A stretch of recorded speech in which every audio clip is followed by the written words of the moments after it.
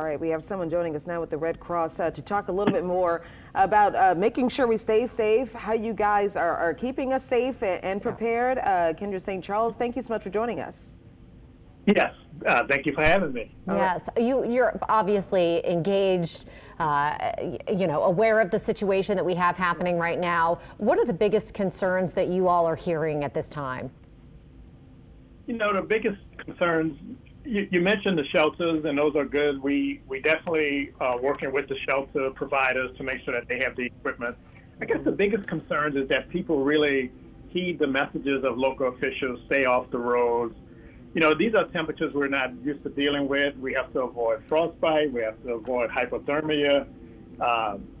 It's just things that we are not accustomed to that we really advise people to take all precautions against. Now, we have heard about a couple of house fires that have happened. One of those was in Jefferson Parish. Lily just mentioned another one in St. John Parish. Have you all been working with any victims who may need shelter because we have a house fire situation? No, you know, we definitely, house fires are really serious at this time. We have not had any particular instances where someone or the fire department has reached out to us to respond to a house fire.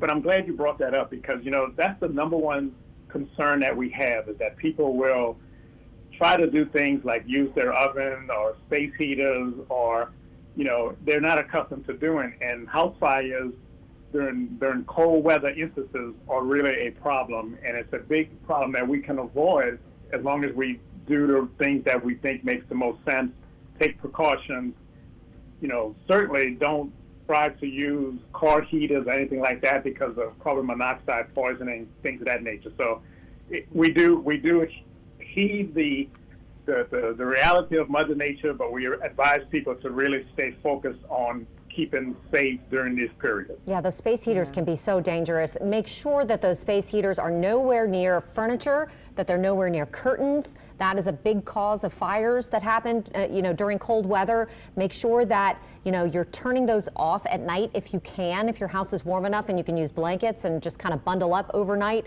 instead of having that space heater still on and active because, if it falls over in the middle of the night, many of them that are modern space heaters have an auto shut off. Yeah, they can turn off. But some of the ones that people still have in their houses from years and years ago don't. So that's how we see people dying in a lot of these fires. Yeah, so just be careful. Red Cross always tends to show up, whether it's a hurricane, whether it's a snowstorm, in any situation where they are in need. Have you guys been stationed down anywhere in particular that significantly needs you all there?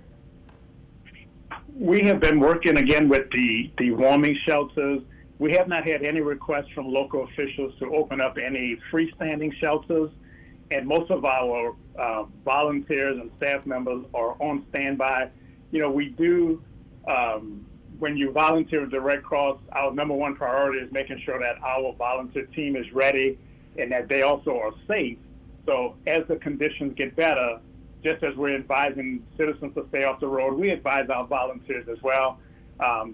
So as soon as there are needs for shelters to open, we will be able to respond accordingly. Okay.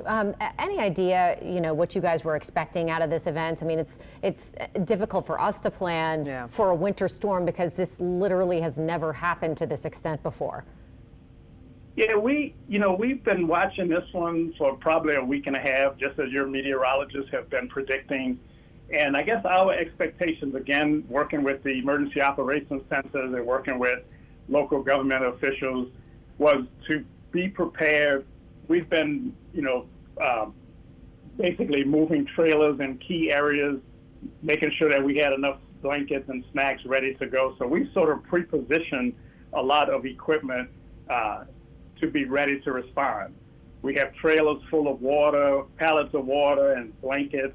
Now, now that we are at the situation, as these emergency operations centers activate and they open up shelters, we can respond as soon as it's safe to do so.